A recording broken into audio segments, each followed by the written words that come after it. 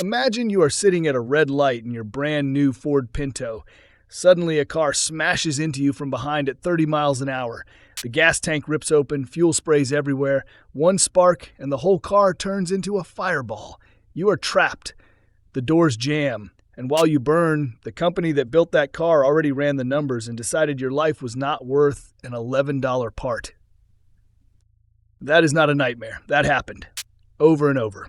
In the 1970s, Ford Motor Company looked America dead in the eye and chose profit over people. The Pinto almost killed the brand, and the memo that proved it still makes blood boil today. Stick around, because what you're about to hear changed car safety forever. Picture Detroit at the end of the 1960s. The Japanese in Volkswagen were eating Detroit's lunch with cheap, reliable little cars. Lee Iacocca, the same guy who gave us the Mustang, looked at the numbers and said Ford needed a subcompact yesterday. His rules were simple and brutal. The car must weigh under 2,000 pounds and cost under $2,000. No exceptions. They called it the Pinto. From green light to showroom in just 25 months. The industry average was 43 months. That kind of rush almost always leaves blood on the floor. In this case, it left fire. Engineers crash-tested prototypes before the first Pinto ever rolled off the line. The results were ugly. Hit the car from behind at 25 or 30 miles per hour, and the fuel tank, hanging right behind the rear axle with almost no protection, would rupture. Sharp bolts on the differential punched holes. The filler neck tore free. Gasoline poured out. One spark and it was over. They knew. Ford already owned patents on safer tank designs. They tested a simple plastic baffle that cost about $1. They tested a rubber bladder for roughly $5 to $11. They tested a steel plate. Every one of those cheap fixes stopped the tank from turning into a bomb, and every single one got rejected. Why? Because the tooling was already locked in. Changing the design meant delay. Delay meant missing the $2,000 price point. Iacocca reportedly made it clear, safety does not sell. Get back to work. So Ford put the car on the market in 1970, knowing full well what a rear-end collision could do. Sales exploded. Over 3 million Pintos eventually hit American roads. Families bought them for the kids. College kids bought them as first cars. People trusted the blue oval. Then the fires started. Real people. Real agony. A mother and her kids. A young man on his way home. Cars that should have left people with bruises instead left them with third-degree burns or worse. Doors jammed from the heat and the crush. Victims burned alive while bystanders tried desperately to pull them out. Ford settled case after case quietly. Write the check. Keep it out of the papers. But you cannot hide that many funeral processions forever. Then in 1977, a Mother Jones investigation dropped the bomb that lit the whole country on fire. They published the numbers, they showed the crash tests, and they revealed the coldest document most Americans had ever seen, the so-called Pinto Memo. Inside Ford, executives and lobbyists had run a cost-benefit analysis. Fix the cars for about $11 each, or keep paying the lawsuits. They put a dollar value on a human life at around $200,000. They added up the expected burn deaths and injuries. The math said it was cheaper to let people burn and pay the families later than to spend the money fixing the tanks. That calculation hit America like a gut punch. Now look, I am going to be straight with you as the author of this piece. The famous memo was largely written as a lobbying tool against proposed federal fuel tank standards that would have hit the entire industry. It was not a pure internal kill the Pinto fix memo the way the legend sometimes paints it. But the effect was the same. Ford knew. Ford delayed. Ford fought the regulations for years. And people died while the company protected its bottom line. That is the part that still pisses people off. And that is my personal take after digging through the record. The public did not care about the fine print. They saw a company that valued an $11 part more than their lives. Trust in Ford cratered. The brand that once meant built Ford tough suddenly meant built to burn. Dealerships felt it. Sales of the Pinto tanked once the story went national. Lawyers smelled blood. Then came the case that made national news. In 1972, a 13-year-old boy named Richard Grimshaw was riding in a Pinto when it stalled on a California freeway. Another car hit them from behind at roughly 30 miles an hour. The Pinto burst into flames. The driver died. Young Richard suffered horrific burns over most of his body. He survived, but his life was changed forever.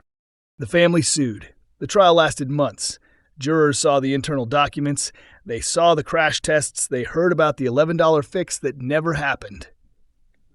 When the verdict came down, the jury hit Ford with one of the biggest punitive damage awards in history at that time, over $127 million total. The judge later reduced it, and after appeals, the final payout to Grimshaw was still around $3.5 million. But the message was loud and clear.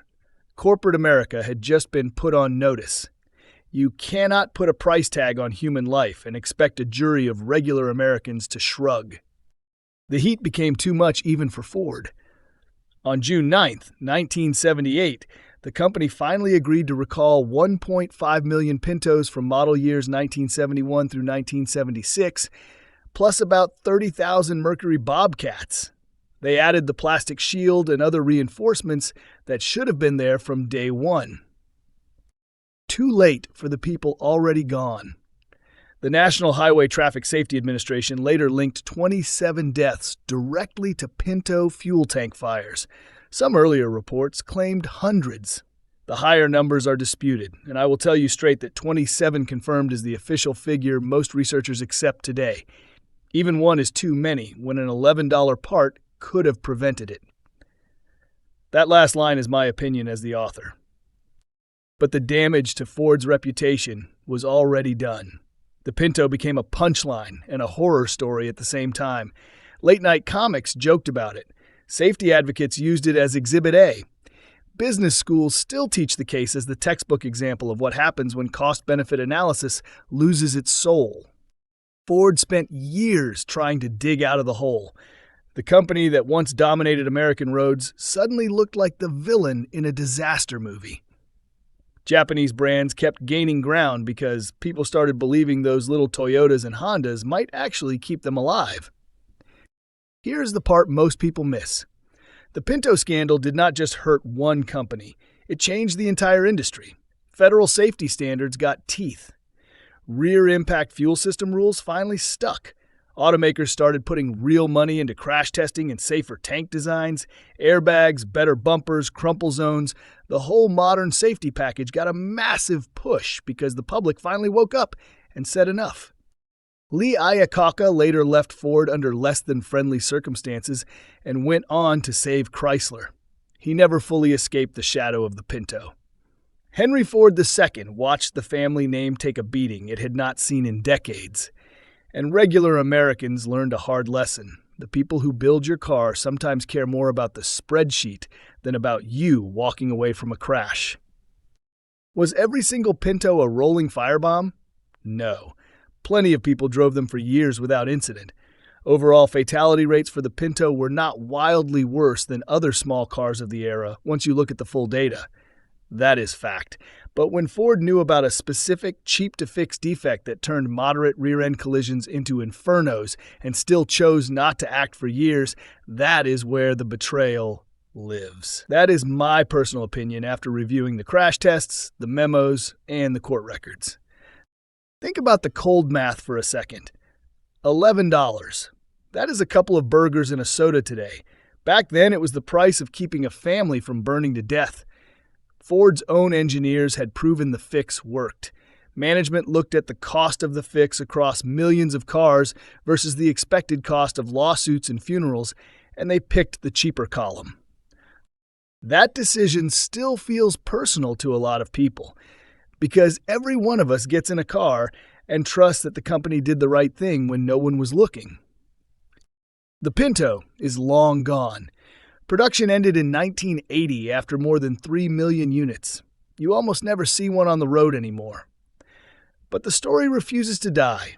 Every time a new corporate scandal hits the news, someone brings up the Pinto. Every time an automaker gets caught cutting corners on safety, the ghost of that little orange car shows up. And that is the real legacy.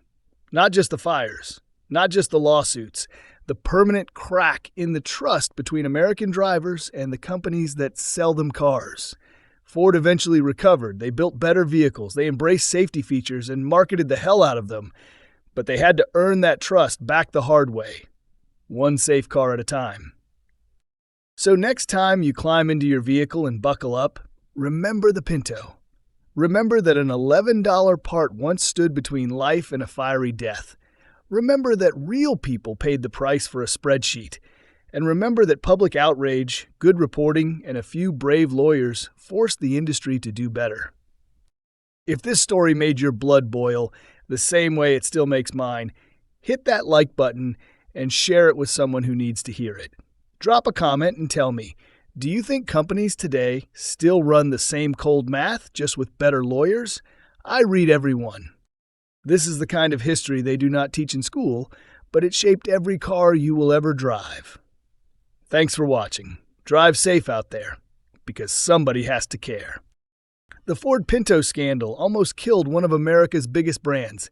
It forced the government to grow a spine on auto safety, and it proved once and for all that when corporations put profit ahead of people, the people eventually push back hard.